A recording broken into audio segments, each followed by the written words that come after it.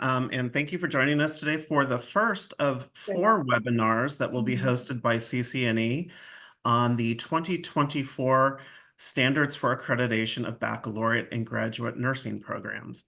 A few housekeeping items before we get started here.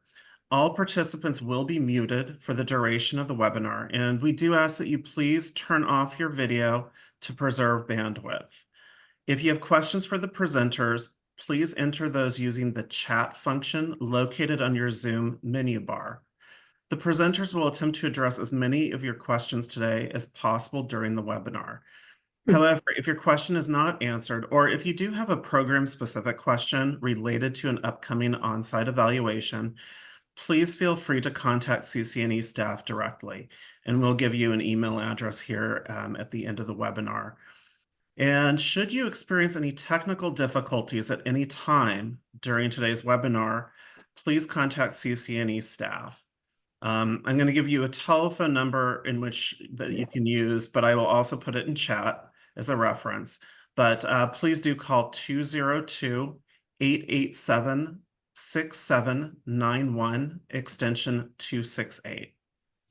By the end of the week, a downloadable copy of this presentation and a recording will be available on the CCNE website. And again, thank you for joining us today.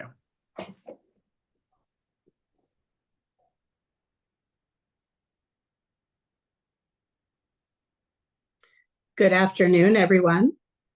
My name is Jennifer Butlin, CCNE Executive Director. We're pleased to have so many of you joining us for CCNE's webinar series, all about the standards for accreditation. As many of you know, CCNE's 2018 standards were revised by the CCNE board in March of 2024, and the 2024 standards go into effect on January 1st, 2025. So we are welcoming so many of you for joining. As you know, the webinar series will be recorded, so you and your colleagues can access it later at your convenience. It will be accessible along with the PowerPoints through the CCNE website. I brought some props. So those of you who are familiar with the 2018 standards, they have the gray band across the top. And our latest standards, which is the focus of our webinar, have this chartreuse color or avocado color band across the top. And those are our 2024 standards. So with that said, I'd like to introduce our 2 presenters and also acknowledge that so many of you are here representing nursing programs across the nation. You're in the roles of chief nurse administrator, faculty, program directors, and coordinators. But we also have other folks who have been invited to join. There may be State Board of Nursing representatives, representatives from national nursing organizations, membership organizations, certifiers, and so on. We're thrilled to have so many of you interested in learning about the standards. Also joining us today are CCNE on-site evaluators who have already been trained in person to the new standards, but this is yet another opportunity to participate and engage in increasing knowledge and mastery, really, of the 2024 accreditation standards and key elements. So with that, I'd like to introduce our presenters. Joining me today are Dr. Shirlitha Dunlap, Dean and Professor at University of South Carolina Upstate, and Dr. Patricia McMullen, Dean Emerita from the Catholic University of America in Washington, D.C. I want to acknowledge that our wonderful volunteer presenters have had many roles with CCNE. They have served as team leaders, conducting on-site evaluations to the nation's nursing programs. They've also hosted multiple CCNE and other accreditation evaluations at their home institutions. Both of our presenters have served either currently or previously on CCNE's report review committee. And they also served on the standards committee that resulted in the adoption of the standards before us today. I'd also like to mention that CCNE has a new initiative called Accreditation Connection. And you are welcome to join us for periodic sessions via video conference on various topics of interest. And the first one related to education programs, nursing education programs, is going to be on November 20th at 2:00 Eastern time. And you're welcome to register that if you are wanting to learn more about pursuing accreditation of a postgraduate APRN certificate program. So if your institution is offering a postgraduate APRN certificate program that is not yet CCNE accredited, it is very important that you attend that webinar on November 20th. You can get the information through our website about how to participate in the live program. With that said, Dr. Dunlop, I'm going to turn it over to you to get us started with Standard 1 and some of the substantive changes that have been made to Standard 1. Well, thank you, Dr. Butler, and hello, everyone. I have the pleasure of being able to get us started with Standard 1, which covers mission and governance. And I want to start by saying Standard 1 really addresses the mission, the goals, expected outcomes, as well as program policies and program governance. And it lays the foundation for the rest of the standards and key elements. It makes a connection between a lot of other areas in the standards. So as we kind of go through and we talk about Standard 1, we'll make some connections where you see it may link to Standard 3, it may also link to Standard 4. And that's really important because sometimes in your programs, when you are writing the self-study, you may have multiple people who are pulling together as a team to draft your report. And you want to make sure that everyone kind of understands where those connections exist. And also the congruency, because you want to make sure that document is as congruent as possible. So looking at some of the substantive changes that are in Standard 1. Let's go to the next slide. Let's see. There we go. Some of the substantive changes. I'm just going to briefly hit on some of these bullets. We'll talk a little bit more about where these things exist when we talk about each individual key element. But for that first bullet, changes regarding professional nursing standards and guidelines. There was removal of old references to the AACN Essentials, and you all remember that BSN Essentials, MSN Essentials, and DNP Essentials were replaced with the new AACN 2021 Essentials. And from that, CCNE will be looking for your 10 domains, your 8 concepts, and the 45 competencies when we look at key element 1B. And we'll talk more about that in a minute. Also, there were removal of references to the 2016 criteria for the evaluation of nurse practitioner programs. And this footnote was updated to include the 2022 NTF standards. On the next slide, you'll see additional substantive changes. The first bullet talks about the program must select additional standards and guidelines or components thereof that are current and relevant to program offerings. A program preparing students for certification incorporates professional standards and guidelines appropriate to the role area of education, and that's in key element 1B, and we'll talk more about that. And from the second bullet, added language regarding policies and publications related to clinical requirements and placements. And this is embedded in key elements 1F and 1H. So now let's get started with key element 1A. Key element 1A, the mission, goals, and expected program outcomes are congruent with those of the parent institution and reviewed periodically and revised as appropriate. And this is where we talked a lot about the congruency. We want to make sure that congruency exists between the department, the school, college of nursing, whatever that unit may be, with those of the parent institution.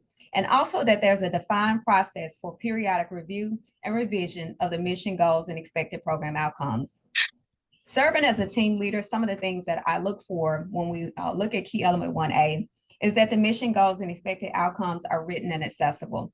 This is really important because having those minutes are vital, and knowing that this process is actually taking place, and also knowing that the mission goals and expected outcomes are accessible to constituents of the programs, students, potential students, the faculty, or whoever may have a vested interest in the program overall. Are the program outcomes clearly differentiated by level? So your BSN outcomes, your MSN outcomes, and your DNP outcomes, or your postgraduate certificate program outcomes, what are they differentiated by level? And also, is there a defined process for review? And a defined process means that there is a systematic process in place for the review of the mission goals and expected outcomes. Now, key element 1B. The mission goals and expected program outcomes are consistent and relevant consistent with relevant professional nursing standards and guidelines for the preparation of nursing professionals. This is really important. And as we mentioned earlier, the 2024 standards now require the domains, concepts, and competencies of the 2021 AACN Essentials. And I always like to say this twice because I think it deserves being said multiple times so that you can make sure that you are really familiar with what we're looking for here with the new standards. And that is the 10 domains, the 8 concepts, and the 45 competencies. It is not sufficient to only use the 10 domains, 8 concepts, and 45 competencies, though. The program must select additional standards and guidelines or components thereof that are current and relevant to program offerings. And the key words here are current and relevant. Some examples can be the 2022 NTF standards, which we just mentioned. Programs may use their Board of Nursing rules and regulations.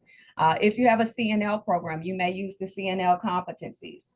If you have a nurse educator program, you may use the NLN nurse educator competencies or components thereof of any of these documents. But you must select and use an additional standards and guidelines in addition to the domains, concepts, and competencies. And also, when you think about the professional standards and guidelines that you're utilizing in 1B, when we talked about that connection that has to occur throughout the standards, when you get to standard 3B through 3E, depending on which program is being assessed, you also want to make that connection with the curriculum. And now we'll look at key element 1C. The mission goals and expected program outcomes reflect the needs and expectations of the community of interest. Now, always think about using your glossary. This is really important. The glossary is a huge resource for you guys. The community of interest is defined in the glossary. And basically what it talks about in the glossary is that the community of interest being your program stakeholders, people who have a vested interest in your program. This can be internal stakeholders, it can be external stakeholders. However, the unit, the program, the department defines who those stakeholders are. Who you include as your community of interest is totally up to you. It could be students, it could be faculty, it could be your practice partners. So your program defines who your community of interest consists of. What's most important is that they are considered in the review of the mission goals and expected outcomes of your program. And so now I'm going to turn it over to I'm going to turn it over to Dr. Patricia McMullen, and she's going to pick us up at key element 1D. Thank you so much, Dr. Dunlop.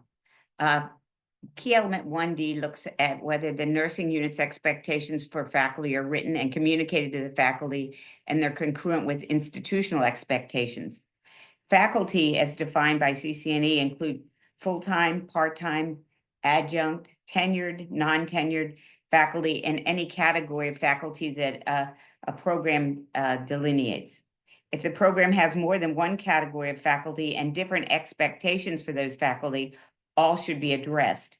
For example, many times as a team leader, I go to a program and they have both tenure track faculty and also clinical track faculty, and the expectations may be different in terms of tenure track faculty may have a research component to their position, or they may have scholarship, certain levels of scholarship that are defined.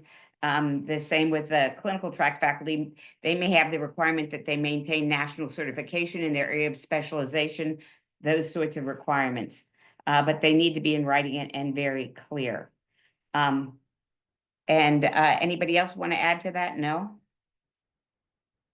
Let's move on to key element 1E.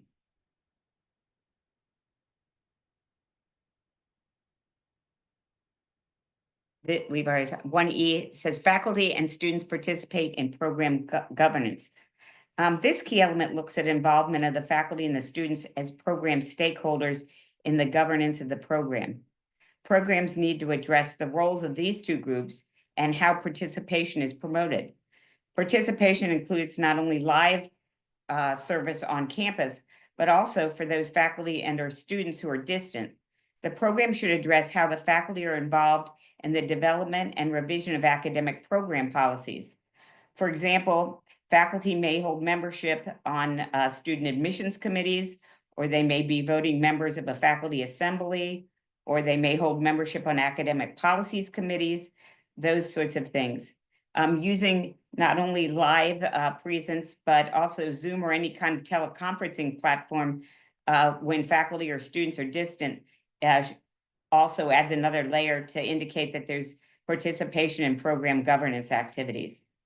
For students, membership on school or college of nursing faculty assemblies, whether they're voting or non-voting, or curriculum committees, and in indications that they are participating in those meetings are very helpful. That's why many schools will elect to continue to either keep videotaped recordings of their meetings or have minutes of the meetings, so that when the team goes to evaluate different programs in that academic unit, there's a way that they can see that indeed there was participation by faculty and students in terms of program governance. Next slide. And we just talked about different ways to keep students and faculty involved. I should also mention in some of the visits that I've been on, faculty and administrators in the academic unit will hold town hall meetings, or they may even have luncheons or open houses or other ways to keep students engaged in program governance. Next slide. Key element 1F looks at whether academic policies of the parent institution and the nursing program are congruent and support achievement of the mission, goals, and expected program outcomes, and that these policies are fair and equitable, that they're published and accessible, and they're reviewed and revised as necessary to foster program improvement.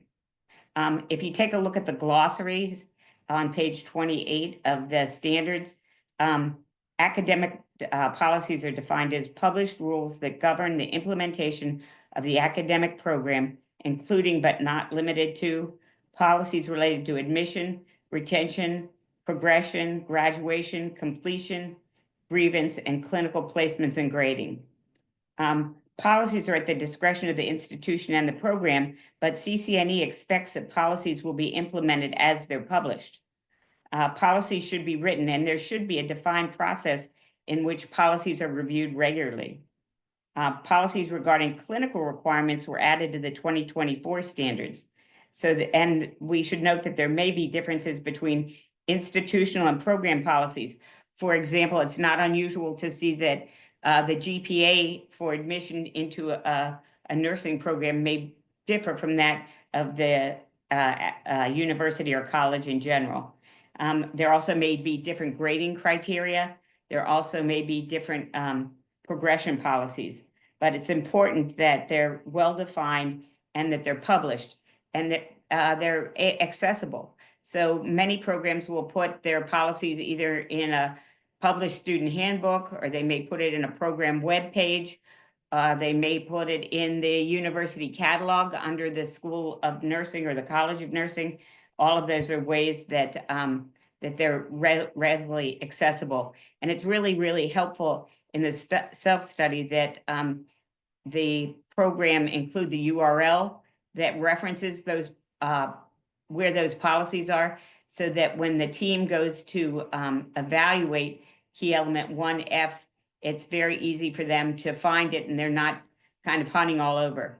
The other thing that I've noticed, having been a team leader before, is sometimes the URL isn't either functioning at the time the team goes to look at the self-study, or that there are different URLs for the same kinds of policies. So you want to just make sure that you have a congruent URLs when you're referencing where materials can be found.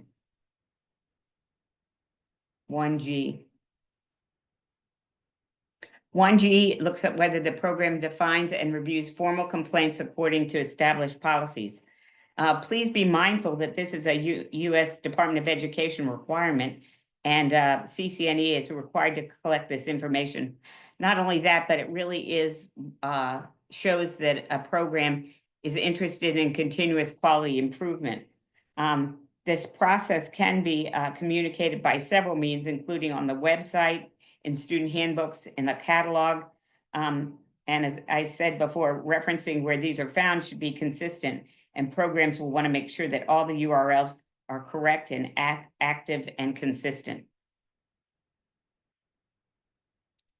Next. I should also note that during on-site visits, it's not unusual for a team to ask students that are enrolled in a program if they know how to access the grievance policies, and also how they can file a grievance in the event that they have a dispute about a grade or about dismissal from a program or about progression. 1H. 1H says that documents and publications are accurate. A process is used to notify constituents about changes in documents. And this key element is intended to assure accuracy, that there's consistency in documents and publications, including electronic documents. In the self-study, you may want to define how you notify constituents of changes in the policy. It's not unusual that there'll be an email sent out to all affected students, or it may be that you place an announcement on the website or on a program page. Again, typically a team will ask students if there's a change in their program, how do they find out about that? Making a copy of the email and putting it into an electronic resource room, or using a URL where it was placed on the website. Any of those are ways that a team can confirm that indeed there was adequate notification when there was a change in a policy or a document.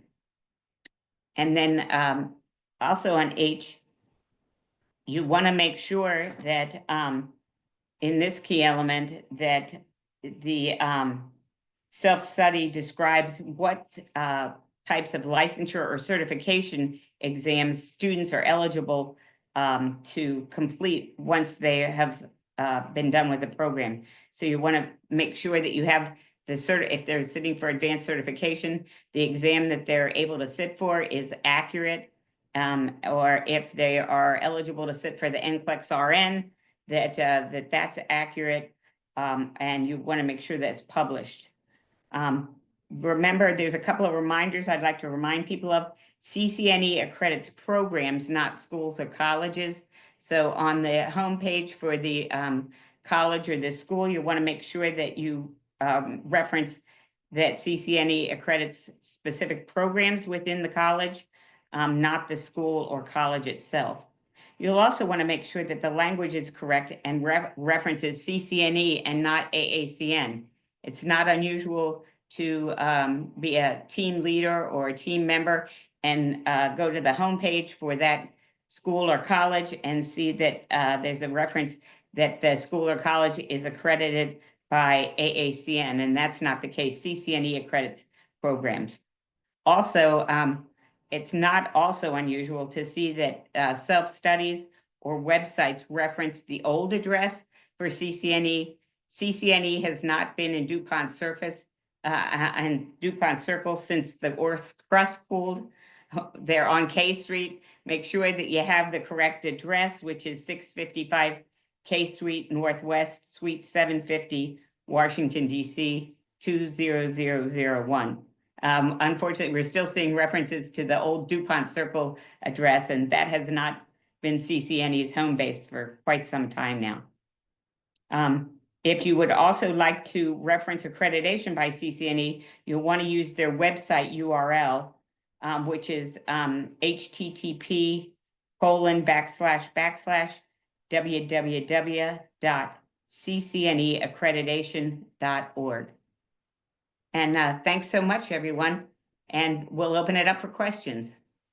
Well, there are some great questions coming in. Thank you, Dr. McMullen and Dr. Dunlap. We have a number of questions. I know that our amazing staff member, Priya Lorenzen, has been responding to these questions in real time. But I think that there's such good questions that we should have a discussion around some of them, and also see if there are any other questions coming in around Standard 1. I just want to remind our constituents, and it's unbelievable that we have more than 500 interested parties joining us today.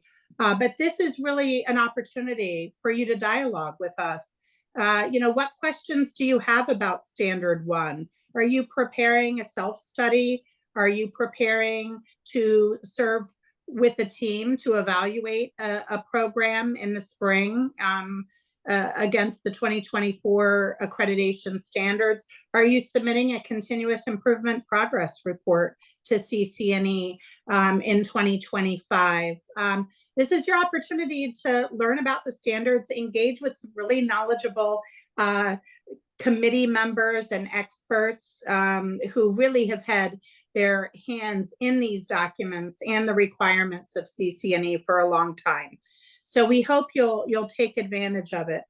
Before we address supporting documentation for Standard 1, let's go ahead and answer some of the questions. Well, one question that just came in, thank you, Dr. Huerta. What is the difference between Standard 1 2024 document and Standard 2018 Standard 1? And I just want to emphasize that at the very beginning of the presentation, there were 2 slides that Shirlita presented.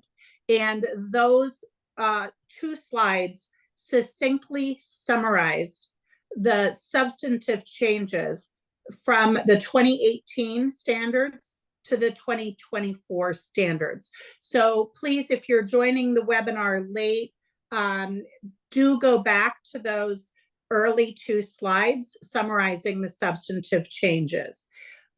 Somebody asked if we have experience yet applying the 2024 standards. And the answer is not yet, because as I mentioned at the beginning of the webinar, the standards dated 2024 will go into effect on January 1st, 2025. So if you are hosting an on-site evaluation this fall, of course, you will be using the 2018 standards. And I think everybody's clear on that. We haven't had confusion so far, and it's now mid-November, but everyone hosting an evaluation so far this fall has been very clear that they are using the 2018 standards, not the 2024 standards. So let me give you a couple of examples. If you are submitting a self-study for a spring 2025 on-site evaluation, even if that self-study is due in December of 2024, your program is going to be reviewed under the 2024 standards for accreditation, because your on-site evaluation is occurring after January 1st of 2024. If you're submitting a substantive change notification this fall, you should be addressing the 2018 standards. If you submit a substantive change notification after January 1st, 2024, you should be addressing the revised CCNE standards. There are 2 submission dates in 2025 for CIPRs. Those are the midterm reports that CCNE requires from every accredited program. And those continuous improvement progress reports that are due in 2025 will be due either on June 1st, 2025 or December 1st, 2025. And regardless of which date is your deadline, you will be addressing, of course, the 2024 standards, because the submission of those reports is after January 1st of 2025. We do have a question about a template. We're so glad that somebody has asked a question about templates being updated. So I do know that the templates are now available if you are preparing a self-study document. And so if you are writing a self-study for an on-site evaluation occurring in 2025 or beyond, maybe you're planning ahead for 2026, 2027, that's terrific.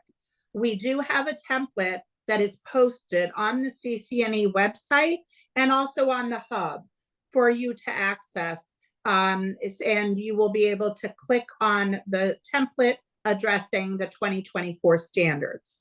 Now, if you are preparing for a continuous improvement progress report, a CIPR, to be submitted in 2025, we have a group of committee members along with staff who are working to refine the template for the CIPRs, and that information will be available to you by December 2024. So by next month, we will have the new CIPR template publicly posted, published on our CCNE online community and available to you.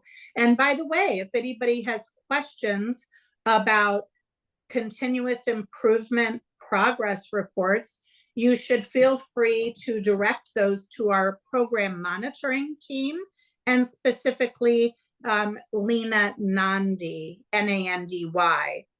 If you have a question about a substantive change notification, please direct those questions, including the timing, how you can access the templates. Those should be directed to Madeline Wales, Wales, W-A-L-E-S. So now let's get into some of these questions. And I want to go to slide 7, I believe it was slide 7. And the focus was on key element 1B, like Bravo. We have some questions there. And Shirlita, the questions are really in the chat as I synthesize them. Mm-hmm. People are wanting confirmation that of what the required standards are by CCNE. So could you elaborate a little bit more? Everyone is aware that our parent organization, the American Association of Colleges of Nursing, has published a 2021 essentials document. Can you clarify again which components of that document are required for the accreditation process with CCNE? I kind of strolled the comments, Jen, and hopefully I'm gonna catch everything that was on 1B with this response. But it's really simple. Only the domains, concepts, and competencies are required for every program that is going up for accreditation. The NTF standards are not required. The sub-competencies are not required. And I think that those were the questions that I mainly saw asked several times, but it's just the domains, concepts, and competencies. And I also saw a question that asked about, are you required to track those in a table or document? CCNE is not prescriptive and does not mandate how you demonstrate how how the domains, concepts, and competencies are incorporated into your curriculum. You can be creative to demonstrate and provide evidence in any way that works best for your program. Let's talk a little more about the essentials. Many programs are moving forward with incorporation of the essentials. And I do know that there are wonderful resources available on the AACN website. There are toolkits. I know that many schools have champions who are engaging in learning activities and programming through AACN. And, programs are welcome to seek out those opportunities to learn more about the essentials beyond what is required by CCNE, which, as Shirlitha has mentioned, the domains, the concepts, and the competencies.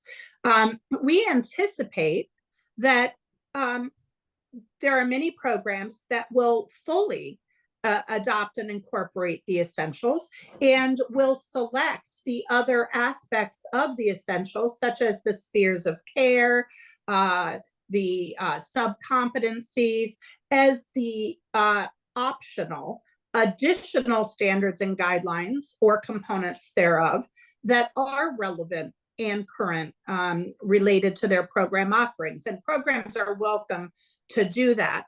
Shirlitha, I know that in your original presentation of 1B, you gave some examples of what additional standards and guidelines programs might select. And remember, CCNE has over 25 years of experience assessing programs and looking at the additional standards and guidelines that are selected by a program. But can you describe again, Shirlitha, what some of the common standards and guidelines or aspects of that you have seen as a team leader as you've traveled and assessed programs at different levels nationally? Sure. For nurse educator programs, very common one to see is the NLN education competencies. CNL programs, CNL tracks, you may see the CNL competencies. A variety of those, as long as they are relevant to the program that is being offered and that they're current. Those are the two most important things. And sometimes programs may even have competencies or professional standards for a full program. And do you have to have ones? And I think I saw this question in the chat as well. Do they have to have standards or professional standards for each track? No, you don't. If you have a professional standard or guideline that it has an umbrella that can encompass all of the tracks within that program, you are more than welcome to adopt that professional standard. So if you have a BSN program and you want to use the QSIN competencies and that encompasses your BSN program, you're welcome to do that. Another question that we've received is, how do we anticipate that programs will show in the form of a self-study or other written report that they have in fact incorporated the DCCs? And you're going to hear our lingo now. At CCNE, we're calling the domains, concepts, and competencies the DCCs for short. So this is a question really for Pat and Shirlitha. What are you anticipating and what do you expect we're going to be seeing in terms of how programs provide that evidence of incorporation of the DCCs? What I've started to see in programs that I've touched base with is it's not unusual to show a map that they're mapping out courses according to the DCCs. That I've seen charts with that. I've seen actually pictorial maps, where they're doing it in that way. I think all of those are good ways to do it. It may be in course syllabi. The goals and objectives of the course syllabi are mapped to the DCCs. Yes, and and that's, go ahead. And I was just going to add, and even some programs might take it even a little the next step further, and they have assignments and they provide examples of student work, and they use those examples of student works to show how that student work aligns with the objectives, or how those objectives then align with the domains, or how they may align with the competencies. And so I think there's a lot of ways that the program can do it in order to show that it's threaded throughout the curriculum. And I think that piece will get more attention when we get to standard 3, when we talk about how the professional standards are incorporated throughout the curriculum. But for standard 1, this is just focusing truly on the concept that we actually have professional standards and guidelines that we are using and that we are incorporating in our curriculum. Yes. And the concept of a curricular map is not new for folks, attending the webinar, and certainly not new in terms of the way that we would anticipate programs would demonstrate their compliance with, key elements. I want to emphasize for our listeners that the focus of key element 1B, when it comes to the DCCs and the additional standards and guidelines or components thereof that a program selects, that the focus here is identifying which ones are used. And the evidence, showing evidence demonstrating the incorporation of those standards and guidelines actually comes later in standard 3. So standard 3 has various key elements, 3B, C, D, and E, depending on whether you have a baccalaureate, master's, DNP certificate. Those are the respective key elements under standard 3, where you will present the evidence that your program has incorporated the domains, concepts, and competencies from the essentials, as well as any other standards and guidelines that your faculty has selected to drive the curriculum. You will be showing evidence of incorporation of that in standard 3. So I just wanted to make that distinction, that there is a link between key element 1B, but the evidence of incorporation comes in standard 3. And come back in later this month to learn more, or is it in early December? Well, whenever our standard 3 webinar is, you'll learn more about that. We also have questions. Go ahead, Shirlitha, and I'll shift gears slightly, but stay on this key element. Yeah, I just saw one additional question on this topic that I wanted to address, and they wanted some clarification about the subcompetencies again, in regards to, did we just mean that they're not required for a standard 1? They're not required in the CCNE 2024 standards at all, only the domains, concepts, and competencies. So it's not just in regards to standard 1, this will be also in regards to standard 1, 2, 3, and 4, even though it's not mentioned in standard 4, but I'm just saying throughout the entire document, it's only the domains, concepts, and competencies. Let me drill down a little more on the curricular mapping. How might a program, in addition to mapping, maybe in the narrative of their self-study, provide a couple specific examples of how they have incorporated domains, concepts, and competencies? Can you both give an example or two of what we might look for there in a self-study? I love examples, especially when we are as evaluators, and as well as members of the report review committee, when we are reading CIPRs, when the program is able to say, hey, specifically, this is domain number 10, this is the objective for the course, this is an objective for the class or the class outcome, and this is the assignment and how this meets this. It's just specifically aligning each item and just giving a written narrative of how it all ties back together. I think those are really good, and they make for good narrative evidence that the alignment exists. Great. Pat, did you have anything to add on that one? Just agree with Shirlitha all the way. I think sprinkling examples into the text is really helpful, because when you go to write a team report at the end of your visit, it really puts meat on the bones. so to speak, so that when the board has to review this down the road, they're really concrete examples of how this has been tracked all the way along. So I love examples. The more examples, the better. Yeah, good. Great tips. Thank you both. There are some questions about, what if a program is working on revising the curriculum to the domains, concepts, and competencies, but hasn't implemented. It's not fully implemented. It hasn't been rolled out.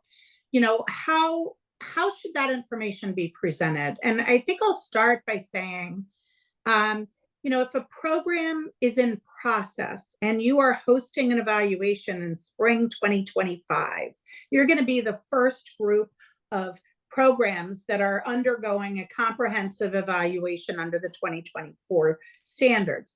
So I think it's very important that you be very clear on where you are in the process, what is yet to be done, as well as the timeline for the timeline for full implementation. What are the steps? Is there a faculty senate this has to go through? Is there a university system that this has to go through? What is pending? What has been done? What is still outstanding? I do anticipate that if a program has not fully implemented and if a program is not able to demonstrate its incorporation of the domains, concepts, and competencies by the time of the on-site evaluation, I do anticipate that there would be a compliance concern because there is no evidence yet of incorporation into a curriculum that has been implemented. And so that, a compliance concern is also not the end of the world. And so what I would say is there will be time after you host the on-site evaluation to be able to prepare a response to the team report before the board makes an accreditation decision about your program. And even when the board makes an accreditation decision, if there is a compliance concern because there was a plan for implementation, but not evidence that implementation has occurred, programs have 1 year to address a compliance concern. And so you would simply provide the evidence when you respond to that compliance concern at 1 year that you have in fact demonstrated incorporation. Okay, so I think that's an important concept. And Sharlitha and Pat, do you have any other advice for either new programs or programs that are undergoing a curriculum revision that might not be fully rolled out by the time either a CIPR is due to CCNE or by the time the on-site evaluation is hosted? Well, what I've seen before is that if there's a big curricular change, there may not yet be examples of how the DCC has been met. But if you can show what the course looks like, what the objectives look like, what kind of indicators are going to be used to make sure that the students have met that particular competency, that would not be unusual at all. At least it really helps if you have a game plan and you show you're in progress. I don't think it's unusual for even CCNE to write and say, can you give us an update on what the status is of this curricular change? And many times the program will send in, well, since the on-site visit, we have these kinds of indicators. I've seen attach examples of what they're doing to demonstrate that they're now meeting that particular key element. Great.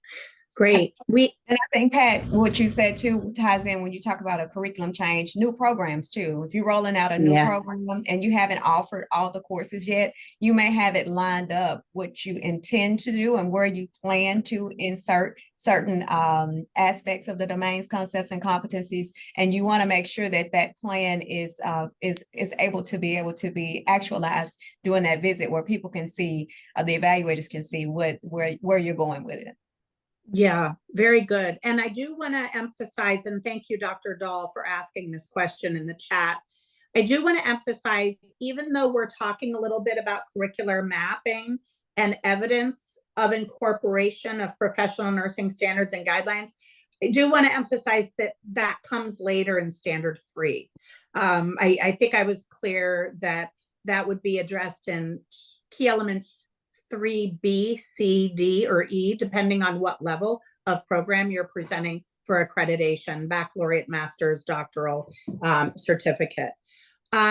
We had some questions about nurse practitioner programs and how they're assessed, and questions about whether the revised 2022 National Task Force standards for evaluation of standards for quality in nurse practitioner programs, whether the revised NTF standards are required by CCNE. And I know that you clarified, Sharlitha, that they are not required, but they certainly are an excellent reference document for nurse practitioner programs, regardless of population focus, to refer to and use as a guideline in the program. We do name the document in our glossary, and encourage programs to review the NTF standards and determine appropriateness and relevance for incorporation, depending on the various population focus areas that you have for the NP role. Again, a program may choose for the additional standards and guidelines to use the NTF standards or components of the NTF standards revised 2022. A program may also choose, as Sharlitha mentioned, some NOPS competency documents by population focus. And there could be other documents that are also relevant, sub-competencies that also might be relevant to NP tracks that your program is selecting and incorporating into the curriculum. So any thoughts, Pat and Sharlitha, about that when it comes to NP programs? I think you are going to see that NP programs may either incorporate the NTF standards in total, or as you said before, they may pick and choose the ones that are relevant to the program that they're administering. And I don't think that'll be unusual at all. Correct, I agree. And I think that's one of the benefits of being able to select the additional standards that are relevant and current to your programs and your tracks. And so if those documents or whatever document you select, you feel is the best fit for you, you have the freedom to select whichever document you choose. And I noticed in the chat room, someone said how, based on what, I would say that you'll select based on what the goals and objectives are of your individual program. That some may resonate quite well with what you're trying to accomplish in your program, and some may not be a good fit. That's great. There's also related to key element 1B, somebody has asked a question about baccalaureate level programs. If you have a baccalaureate only program, whether it's a pre-licensure BSN or an RN to BSN, an accelerated, BSN for second degree students, whatever pathway you have, do you need to identify additional professional nursing standards and guidelines beyond the DCCs of the essentials. Would you like to address that? Yes, you do. And once again, what you select is at the freedom of the program to decide whatever is the best fit for the mission and goals and outcomes of that particular program.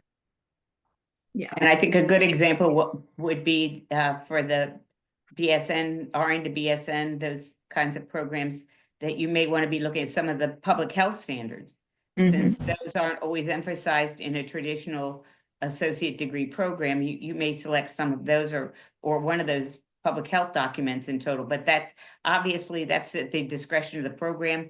The thing I love about CCNE is they're very non-prescriptive. And then, as Jen mentioned, because the CCNE standards only require the domains, concepts, and competencies, you may want to select other components thereof of the AACN essentials as your other document as well for like a RN to BSN program, if you're looking for something that may be relevant to that. Yeah. Someone has also pointed out that that the revised essentials have incorporated many of the concepts from CUSIN and ethics standards. So so it would actually probably be not too difficult to, you know, if you were also selecting a code of ethics or CUSIN, you know, if those concepts are already addressed in the 2021 AACN essentials, it would probably not be too labor intensive and a different type of a burden to select those other documents because they sort of fit nicely together now. So great. Are there other questions that our presenters are seeing in chat that you'd like to mention or touch on? Somebody has stated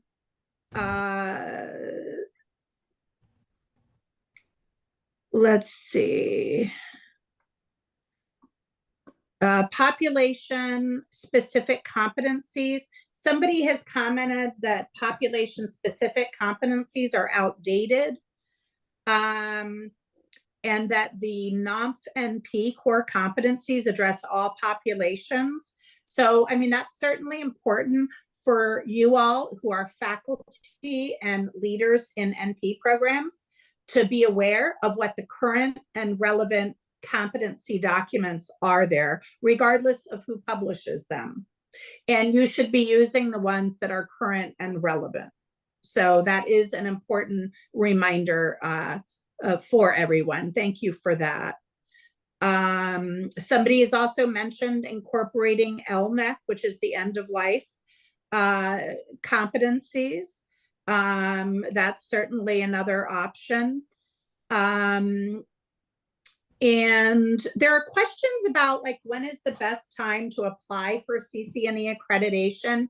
That is a question that I would like for you to separately reach out to either Priya Lorenzen or Daniel Mikulski on our staff to work with you on an individualized timeline so that we can work with you as your partner to protect your first class of graduating students. We do schedule on-site evaluations at least a year in advance.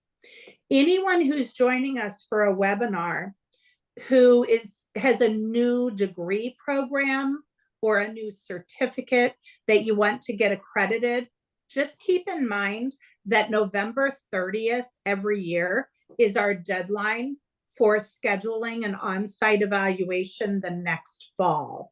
So just as a specific example, if someone has an unaccredited master's degree program or an unaccredited postgraduate APR and certificate program that you would like to get on the books and scheduled for an evaluation as a new program, the deadline is November 30th if you want to host an evaluation by fall of 2025. And I'd also like to give you the spring deadline. If you're wanting to host an evaluation by spring of 2026, the deadline would be April 30th. to schedule an evaluation by spring of the following year. So those are just a couple of examples to keep in mind. Let's talk about, the focus of this webinar is not on sub changes. And I do encourage you to reach out to Madeline Wales or Lena Nandi for questions about sub changes. We do have templates on our website. So please look at those templates first, because there are different templates based on what kind of substantive change you're submitting. For example, if you have a new chief nurse versus a new program, versus, you're reporting that your program is now on probation or warning by the State Board of Nursing. We have different templates based on what type of change is being reported. So please look at those. They are publicly available on our website, and there's more guidance there. Other questions related to Standard 1. There's also a question about postgraduate APR and certificate programs needing to have accreditation because of a new policy that is being implemented by the American Nurses Credentialing Center. And in a nutshell, the American Nurses Credentialing Center has a policy that will go into effect on January of 2026, that your completers of certificate programs will not be able to sit for certification exams unless the program is separately accredited. And so please, that is why it is very important, if you have a postgraduate APR and certificate program that is not yet accredited, please attend CCNE's Accreditation Connection session, which will be a video conference on November 20th at 2:00 Eastern time to learn more about that. I just say that because I don't want to distract from the focus of Standard 1 today. Other thoughts so far from our presenters about anything at all that's been asked or discussed thus far? No, I just saw a question that popped up too. Someone asked if they do choose the NTF standards as an additional professional standard, do they have to use the entire document? And the answer is no, you can use components thereof. That's correct. And that is a shift in the requirements of CCNE, recognizing that all programs and all tracks must minimally address and incorporate the domains, concepts, and competencies from the essentials. The other thing that I would say about nurse practitioner programs is our 4 standards and key elements within the 4 standards are all relevant to nurse practitioner programs, as they always have been. And as are the essentials, which are relevant to nurse practitioner programs. And additionally, in this revision process for the 2024 standards, the Standards Committee worked very hard to make sure that elements reflecting quality in nurse practitioner programs are reflected in the CCNE standards for accreditation. So there are a number of key elements throughout the standards where CCNE got a little bit more specific to make sure that programs with NP offerings are being held to appropriate standards and expectations on a national level. Those are more relevant, I would say, to standards 2 and 3. So we're not going into those today. But I want people to be mindful that we have ensured that the CCNE standards continue to be relevant and appropriate for assessing quality in nurse practitioner programs, as well as all advanced practice nursing programs, indirect care and direct care programs with other roles, undergraduate, and so on. Jen, I see a question, but I'm gonna punt it to you just to make sure that the answer is accurate. The program asks if they had a compliance concern from the 2018 standards, and they are resubmitting a report or follow-up. Do they stay in the 2018 to respond to that compliance concern, or do they respond in the 2024? Great question. You'll be responding to the standards that are in effect at the time your report is due. And what we have been doing this year, and I know this because I read all action letters before they're sent out and signed by our board chair. What we are doing this year is crosswalking the 2018 standards to the 2024 standards. And so if anyone has received a letter this year that says there's a compliance concern for this key element, what we did is we said, when you submit the report, you're crosswalking it and addressing the key element as it's stated in the 2024 standards. So that's an excellent question. And if you have any questions about that related to your particular program, you are welcome to contact one of us directly, and we'll make sure you get the information you need. I saw that in the chat line, someone noted that they're having trouble getting students to participate in program governance. And I know, especially with online programs, that can be a challenge. I think using teleconferencing, having things in the evenings, you know, so that people that work during the day have an opportunity. Also seeking multiple ways for them to participate in it. May be end of program evaluations. It could be course evaluations. Those are other ways that you can indicate that students are involved in program governance. And it really helps if you can give examples of how student input resulted in changes that were implemented within the program. Maybe a course changed or sequencing was changed. Kinds of clinical experiences students had were changed. All of those are ways to indicate that students do have a voice in program governance. Yeah, thank you, Pat. And Daniel, if you could take us to slide 1E, like elephant. That is our key element that addresses student participation and governance. Why don't we have, you know, we have hundreds of participants. Why don't we have folks type into the chat the ways that some of you have really innovative ways that you're engaging with students, whether they're in a traditional on-ground program or an online program, whether they're undergraduate or graduate. Why don't you type in the chat some of the ways that your students are participating in the governance of the program for those who are here on the live webinar to see, and then we could, you know, read some of those out.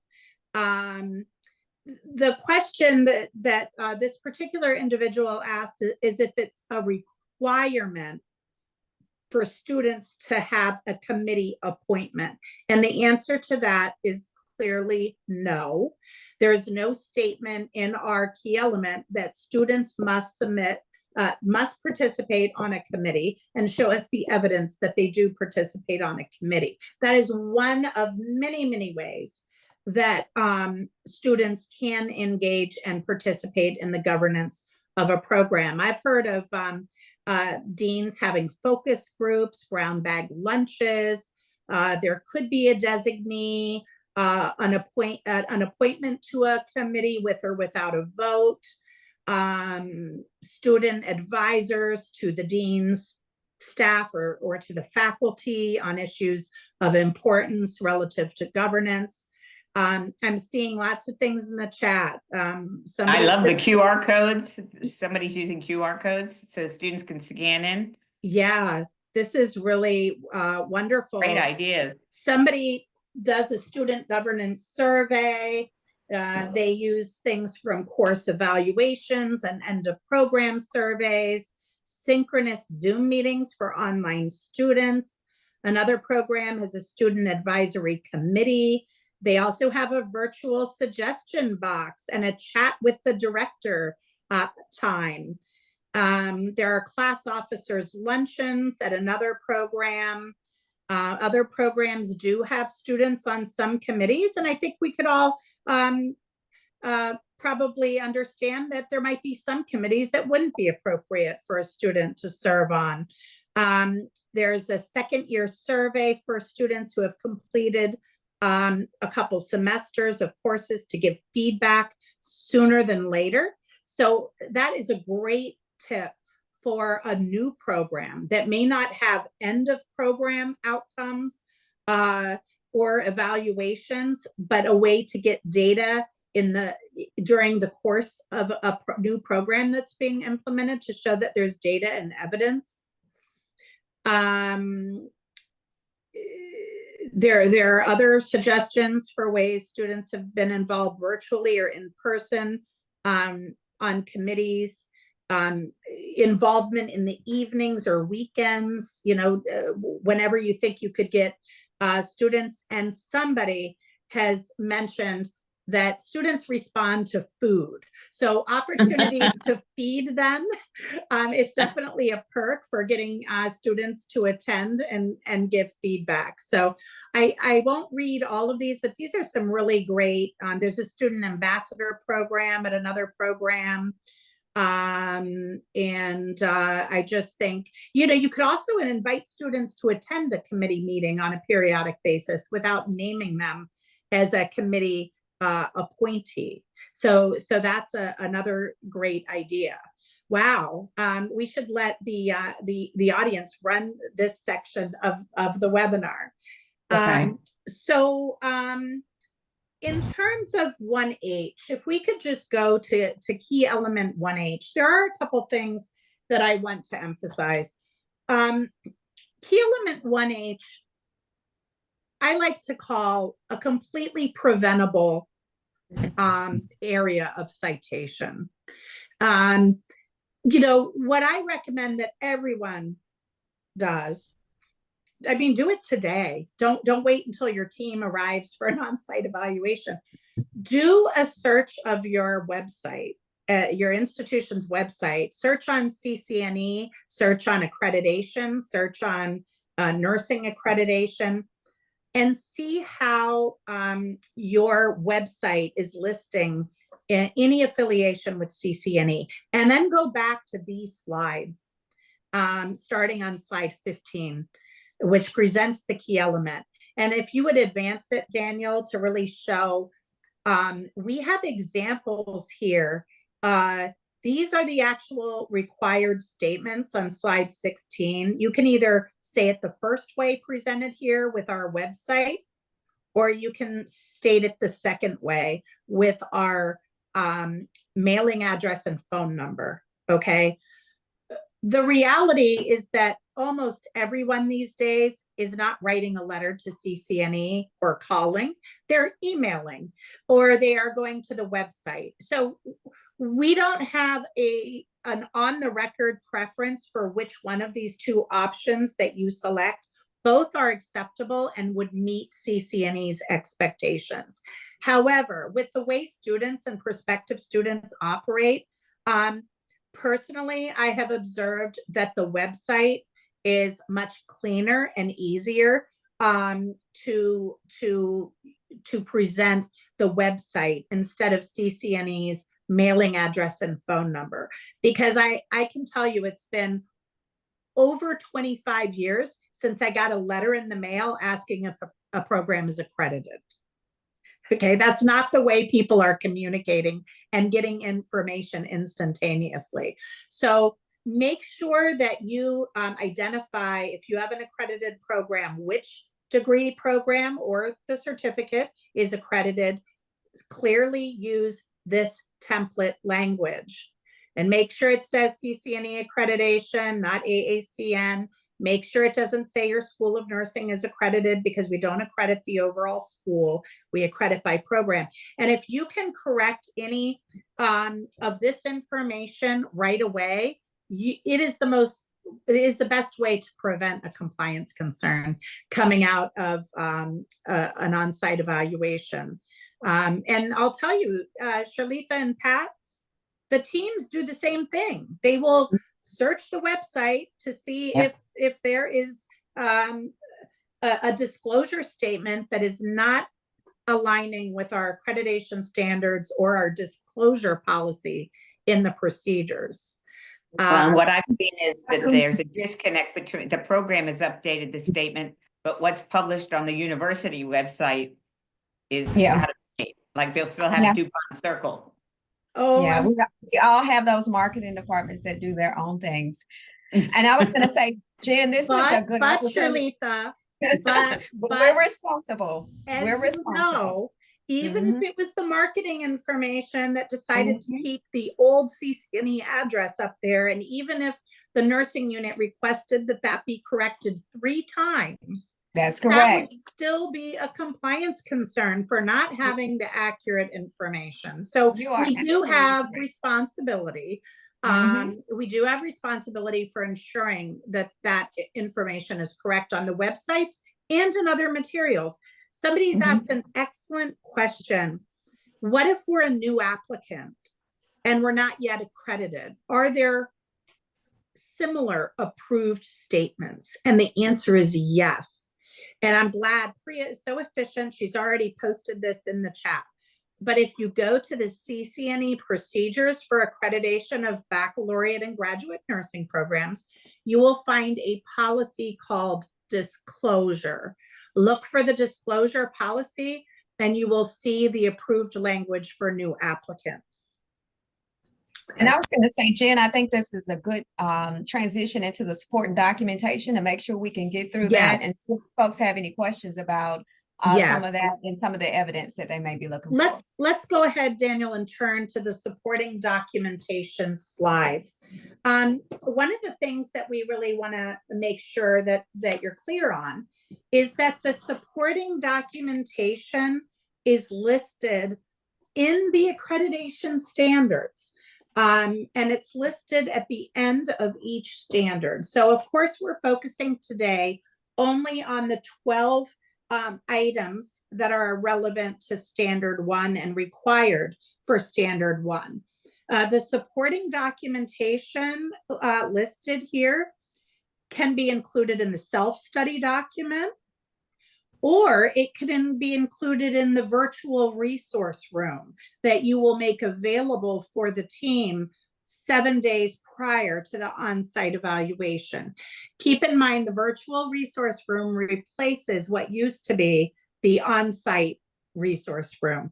We're no longer dealing with paper in this regard. We're having all of the on-site resources are now virtual resources that are provided a week in advance, specifically 7 calendar days in advance of the first day of the on-site evaluation. So now, of course, there might be some reasonable alternatives that exist. Let me give you an example. Maybe your program has a vision or a philosophy and you don't call it a mission. Then you would provide that along with your goals and expected program outcomes. We're not looking to change your lingo and the culture at your program. So there are reasonable exceptions that might be appropriate to your environment, your type of institution. So please keep that in mind. As we look at these first 6, Sharlitha and Pat, are there any particular things that you would like to emphasize here? Tips on the types of evidence that a program might provide to demonstrate compliance in standard 1. Well, one thing that, go ahead. No. I was going to say one thing that I had just made note of, and we talked about this a little bit earlier, when it talks about 3 years of documents from past records from such as strategic planning documents, reports, etc. You may not have that if it's a new program, and that's okay. So you just want to go back as far as you can. And I know that's a question we get sometimes. Yes. And most people, for number 4, most people do have appointment, promotion, and tenure documents that they can place in the virtual resource room. Some schools or colleges may be operating under a collective bargaining agreement. So sometimes that will be in the virtual resource room because it spells out what the expectations are for individual faculty. Yes, very good. And what is some examples of number 6? A report to reports submitted to and official correspondence received from applicable accrediting and regulatory agencies since the last accreditation review of the program. I can give a couple. Let's say you have a nurse anesthesia track in your DNP program. You could provide the action letter from the COA showing what the results were from your most recent accreditation evaluation by COA. The same would be true for a nurse midwifery program. Also a state board letter. Yeah. A state board letter that it might say that the program is on provisional status. Well, why is that? Is it because of low pass rates on the NCLEX, which is a common reason, or is it something else? Those are things that you should make available to the team, and you shouldn't be surprised if the team asks for any of these materials. Yeah. Oh, I was also thinking about regional accreditation of your university, like SACS or one of the accreditors. Yeah, yeah, that's another good example. So in terms of, let's look at the next 6. So items 7 through 12, in terms of supporting documentation.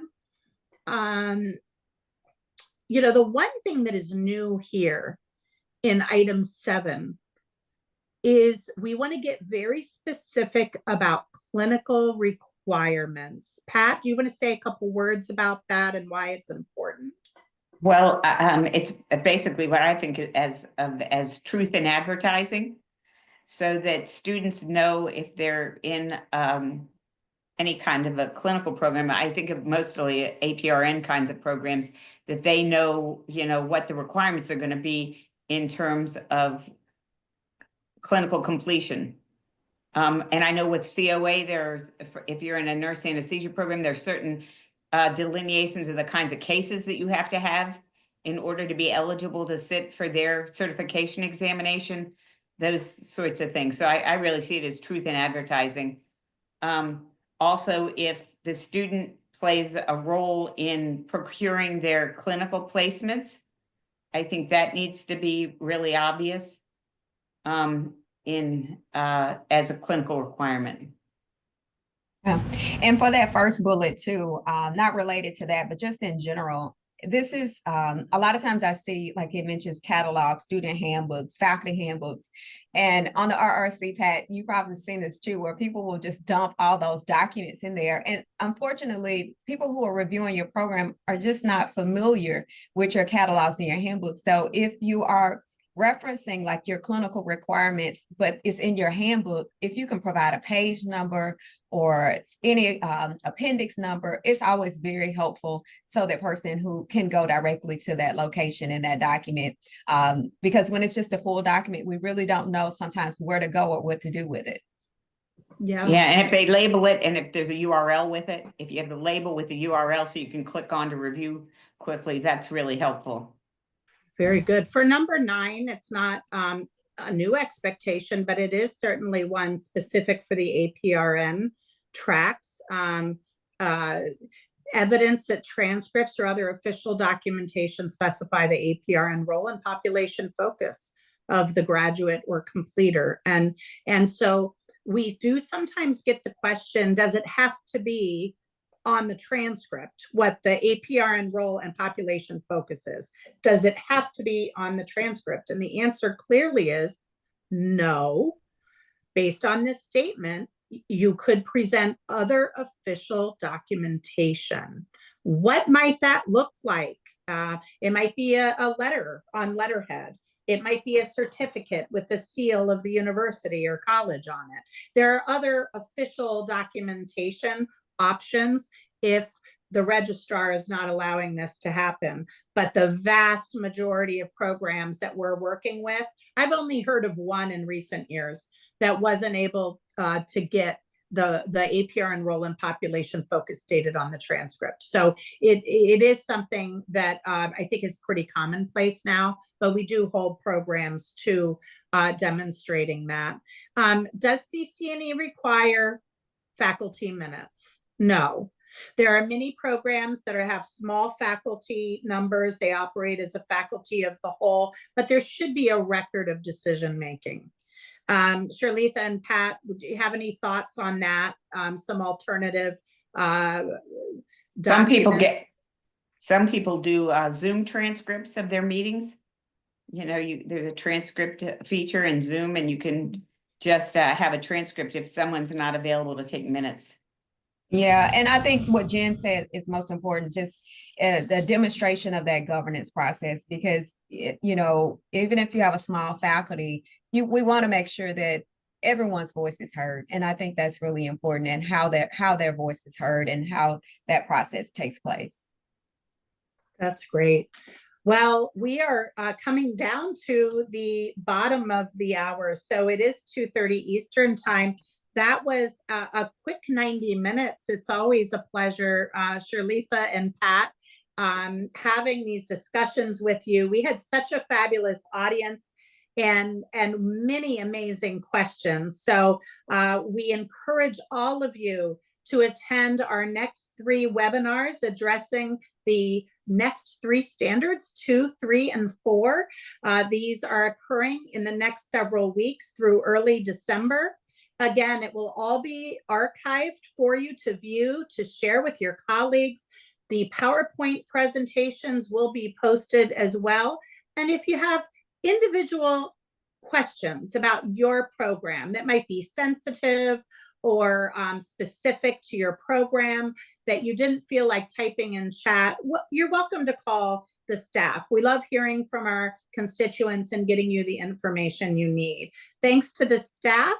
And Dr. Mikulski, do you have any closing comments as we wrap up today's webinar?